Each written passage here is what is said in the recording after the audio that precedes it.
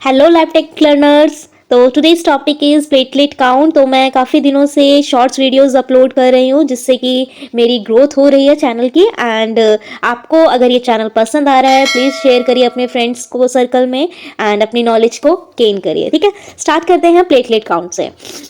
Platelet count अब क्यों करते हैं, कैसे परफॉर्म करते हैं, इसका प्रिंसिपल रिक्वायरमेंट हम इसे लैब में कैसे परफॉर्म करेंगे। ठीक है, सारे डाउट्स क्लियर होंगे। किसी को भी डाउट हो प्लीज़ कमेंट में कि मैम मुझे यहाँ पे समझ में नहीं आ रहा है।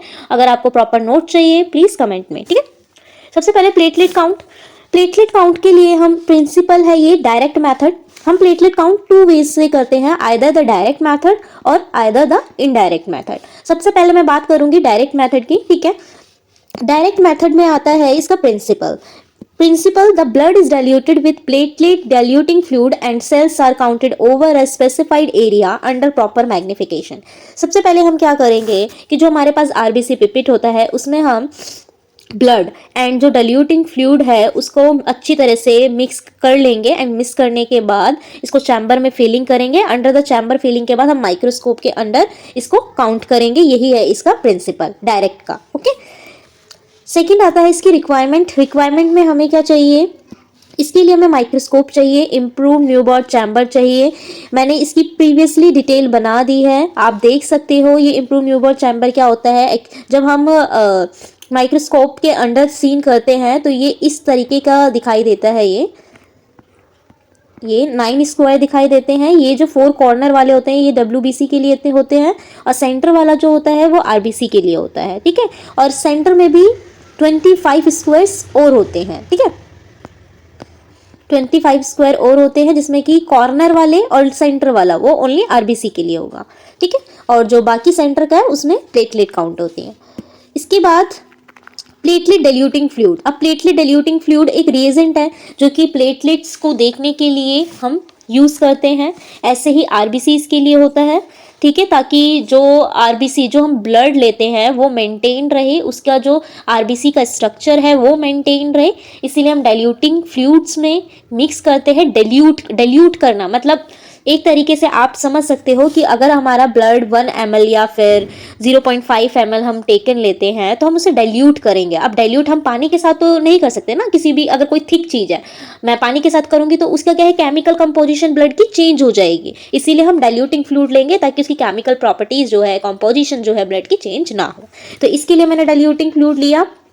प्रोकाइनिन हाइड्रोक्लोराइड 3 ग्राम लिया, sodium chloride 10 gram and distil water 100 ml। इसको अच्छे से मिक्स कर लेंगे। एक लेबल ट्यूब लेंगे या फिर कोई भी कंटेनर लेंगे, उसमें हम लेबल कर देंगे कि ये प्लेटलेट डाइल्यूटिंग फ्लूइड है। प्रोसीजर के लिए हम क्या करेंगे यहाँ पे बच्चों, सबसे पहले mix the blood specimen carefully by using RBC pipette. जो हमने ब्लड लिया, ब्लड सैंपल से ब्लड लिया है, ब्लड कलेक्ट करा है, उसको हम RBC पिपेट में मिक्स करेंगे। Draw blood up to 0.5 mark. ये जो RBC पिपेट होता है कुछ ऐसा दिखाई देता है, इस टाइप से दिखाई देगा आपको। बल्ब होता है इसमें, रेड बीड पड़ी होती है, इसमें रेड बीड होती है, तो वो आपको इजी आइडेंटिफाई करने के लिए होगी कि ये RBC पिपेट है। तो इसमें मार्किंग होती है 0.51101। तो 0.5 मार्क तक सबसे पहले हम इसको 0.5 मार्क्स तक हमने ब्लड इसी पिपेट से लेंगे, RBC पिपेट से, and wipe off the excess blood from outside of the pipette. और जो भी एक्सेस ब्लड इस पिपेट पे होगा उसको हम वाइप ऑफ कर देंगे। Okay, and the diluting blood is drawn up to 101 mark. This gives the blood dilution 1:200। जैसे ही हमने ब्लड लिया और जो हमने डाइल्यूटिंग फ्लूइड बनाया था उसमें हम 101 मार्क तक इसको फिलअप कर लेंगे RBC पिपेट में ही। ओके, ये हमें क्या देता है, ब्लड डाइल्यूशन 1:200 का डाइल्यूशन देगा। अच्छे से हमें मिक्सअप करना है इसके कंटेंट को। ओके, इसके बाद हम क्या करेंगे, wait for 2 to 5 minute, because हमें सेल्स देखनी है अंडर द माइक्रोस्कोप, तो कुछ टाइम के लिए हम उसे सेटल डाउन छोड़ देते हैं। Discard the first drop and by using the second drop charge the chamber.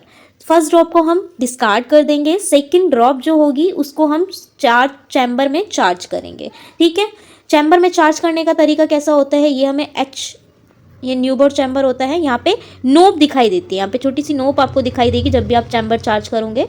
तो यहाँ नोब पे हमें अपना स्पेसिमेन रखना है, मतलब नोब पे रखेंगे टिप को।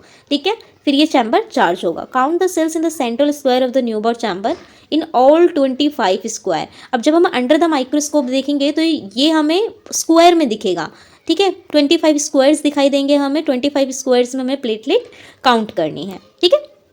इसके बाद आता है इसकी calculation. Calculation is must important. आप कैलकुलेशन कैसे कर रहे हो, तो कैलकुलेशन के लिए यहाँ पे फॉर्मूला है नंबर ऑफ प्लेटलेट क्यूबिक पर mm, number of platelet count जितना मुझे माइक्रोस्कोप के अंडर प्लेटलेट दिखी है, मल्टीप्लाई डेल्यूशन, डेल्यूशन फैक्टर 200 का लिया था, वॉल्यूम ऑफ फ्लूइड, आपको वॉल्यूम ऑफ फ्लूइड नहीं पता तो वॉल्यूम ऑफ फ्लूइड निकालने का formula I will discuss you, ठीक है। कहीं पे भी आपसे पूछ लेते हैं फॉर्मूला तो आपको हेजिटेट नहीं होना है, आपको पता होना चाहिए कि आप ये जो प्लेटलेट का नंबर निकालते हो इसका फॉर्मूला क्या है, ठीक है।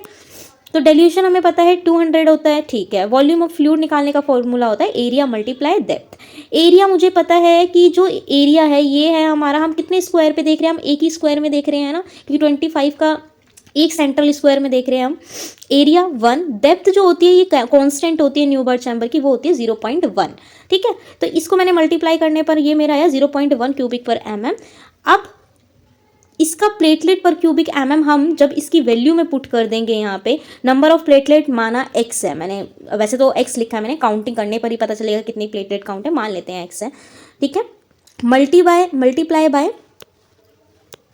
Multiply by dilution factor 200, volume of the depth 0.1 निकाली मैंने यहाँ से आपको बताई, जो इसको मैं ऊपर लेकर जाऊंगी, ये 1 के लिए 10 ऊपर आ जाएगा तो 2000, मतलब जितनी हमारा नंबर ऑफ प्लेटलेट होंगी उसमें 2000 की मल्टीप्लाई कर दोगे तो ये हमारी प्लेटलेट की वैल्यू आ जाएगी कि कितनी platelets in the human sample में प्रेजेंट हैं, ठीक है।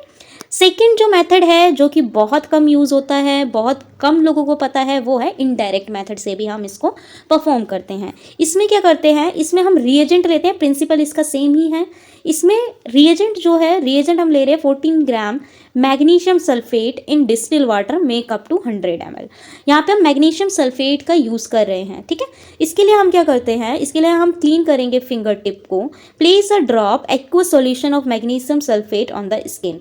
सबसे पहले हमने वाइप करी फिंगर, इसको डिप कराया सॉल्यूशन में जो कि मैंने प्रिपेयर करा था। अब मैं पंचर करूँगी, ठीक है, puncture through this drop with little pressure and allow the blood to flow into the sulphate solution. अब जैसे ही मैं पंचर करूंगी तो ब्लड क्या होगा, उस फिंगर टिप से बाहर आएगा, और जैसे ही बाहर आएगा और जो मेरा सॉल्यूशन है, जो मैंने मैग्नीशियम सल्फेट का सॉल्यूशन बनाया है, वो उससे मिक्सअप होगा। जब मुझे पता चल जाए, प्रोपोर्शन मुझे दिख जाए कि 1 of blood and 5 of magnesium sulphate हो गया है, मतलब एक अंदाजे से लगा सकते हैं कि जब हमारा ब्लड है ड्रॉप वाइप फिंगर टिप पे एंड ये मेरा रिएजेंट है, तो इस पर कवर अप हो जाए तो इसको हमें अच्छे से मिक्स करना है। मिक्स करने के बाद यही जो स्पेसिमेन है, इस स्पेसिमेन की हमें क्या करनी है, एक स्मेयर प्रिपेयर करनी है, ठीक है। ब्लड स्मेयर हमने स्पेसिमेन की हम प्रिपेयर कर लेंगे, टंग शेप होनी चाहिए।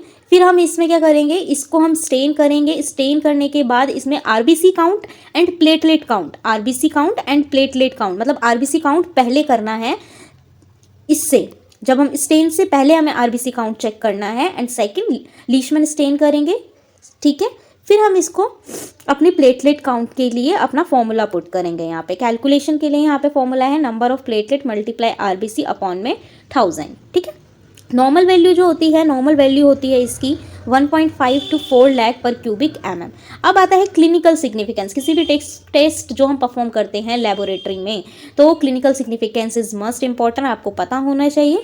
इंक्रीज वैल्यू है अगर, तो उस कंडीशन को बोलते हैं पॉलीसाइथीमिया, और इसी से ही थ्रोम्बोसाइटोसिस होने के चांसेस हो जाते हैं, ठीक है, जिसमें कि स्प्लीन में लार्ज इनलार्जमेंट हो जाती है, ठीक है। डिक्रीज में thrombocytopenia, aplastic anaemia, megaloblastic anaemia, acute leukaemia, immune thrombocytopenia and prolonged bleeding and poor clot retraction. Okay, तो ये था छोटा सा कॉन्सेप्ट प्लेटलेट काउंट का। If you like my video please share and promote my channel, क्योंकि मुझे बहुत दिन हो चुके हैं इस चैनल पे वर्क करते करते।